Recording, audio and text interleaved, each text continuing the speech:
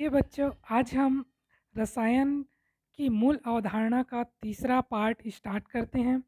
इससे पहले हम लोग इसके दो पार्ट को अच्छे तरह से अध्ययन कर चुके हैं। आइए इसका तीसरा पार्ट को हम स्टार्ट करते हैं, जिसमें हम लोग आज मात्रक की पद्धति के बारे में जानेंगे। तो मात्रक की पद्धति को जानने से पहले मात्रक क्या होता है, इसके बारे में हमें जानना ज़रूरी है। तो मात्रक किसी भौतिक राशि को मापने या व्यक्त करने के लिए जिस शब्द का हम लोग चयन करते हैं उसे मात्रक कहते हैं। परिभाषा देखिए आपके सामने है। किसी भौतिक राशि को मापने या व्यक्त करने के लिए चयन किए गए संदर्भ को मात्रक कहते हैं। मात्रक या यूनिट की चार पद्धतियाँ होती हैं, जिनके बारे में हमें पढ़ना है। कौन कौन से वो चारों पद्धति हैं, आइए एक एक करके हम उसको अध्ययन करते हैं। सबसे पहला पद्धति है CGS पद्धति, जिसको सेंटीमीटर ग्राम सेकंड पद्धति भी कहा जाता है। दूसरा जो पद्धति है वो है FPS पद्धति, जिसको फुट पाउंड सेकंड पद्धति भी कहा जाता है। तीसरा जो है वो है MKS पद्धति, जिसको मी मीटर किलोग्राम सेकंड पद्धति कहते हैं। और चौथा है SI पद्धति, जिसको हम अंतर्राष्ट्रीय पद्धति के नाम से जानते हैं। आइए इनको एक एक करके हम देखते हैं कि इनमें किस तरह का मात्रक होता है। सबसे पहला CGS पद्धति, जिसको सेंटीमीटर ग्राम सेकंड पद्धति कहते हैं। इसमें तीन भौतिक राशियों को लिया जाता है। पहला लंबाई, दूसरा द्रव्यमान और तीसरा जो है समय। आइए जानते हैं कि CGS पद्धति में लंबाई के मात्रक क्या होता है। लंबाई का मात्रक होता है सेंटीमीटर। इसी तरह द्रव्यमान का मात्रक होगा ग्राम और समय का मात्रक होगा सेकंड। ठीक, आइए दूसरा देखते हैं। FPS पद्धति में कौन कौन सा मात्रक होता है। इसमें भी तीन भौतिक राशियों को लिया जाता है। लंबाई, द्रव्यमान और समय। लंबाई का मात्रक होगा फुट, द्रव्यमान का मात्रक होगा पाउंड और समय का मात्रक होगा सेकंड। ठीक, आइए तीसरी पद्धति जो है MKS पद्धति, इसके बारे में जानते हैं। इसमें कौन कौन सा मात्रक होगा। तो इसमें भी तीन तरह के भौतिक राशि लिया जाता है। लंबाई, द्रव्यमान और समय।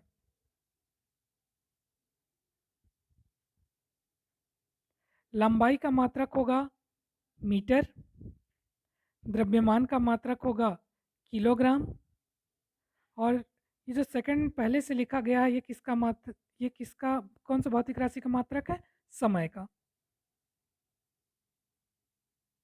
आइए अगला देखते हैं SI पद्धति। SI पद्धति में कुल 7 तरह के भौतिक राशि को लिया जाता है, जिसमें है लंबाई, द्रव्यमान, समय,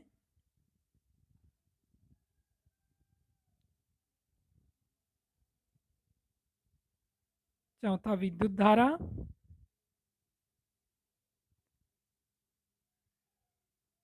पांचवा ताप,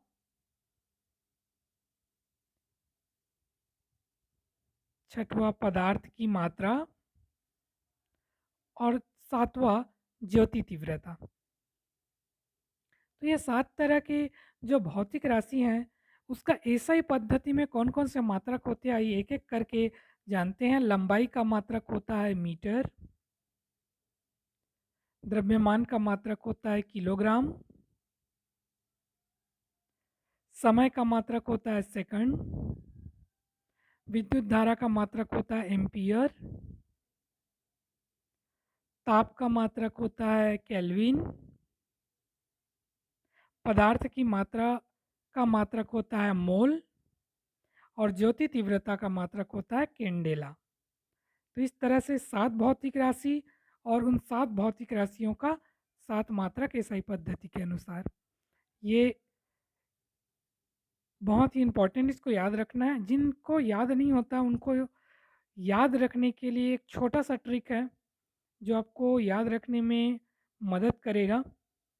आइए वो ट्रिक कौन सा है उसको जानते हैं। आपको सिंपल सा 2 लाइन याद रखना है। पहला लाइन, लंबी मिठाई दिव्या की समय से आती है। लंबी मिठाई दिव्या की समय से आती है। यहाँ जो आती है उसका हमें लोप करना है, मतलब उसका कोई भी अर्थ नहीं है। सेकंड लाइन जो है, विद्या एमपी, ज्योति नहीं होगा, विद्या एमपी, विद्या एमपी ताऊ के पदार्थ मोल कर ज्योति के डेरा लाती है। विद्या एमपी ताऊ के पदार्थ मोल कर ज्योति के डेरा लाती है। ठीक, एक बार शुरू से मैं बोल रहा हूँ। लंबी मिठाई दिव्या की समय से आती है। विद्या एमपी ताऊ के पदार्थ मोलकर ज्योति के डेरा लाती है। आइए इसको यहाँ रिलेट करते हैं।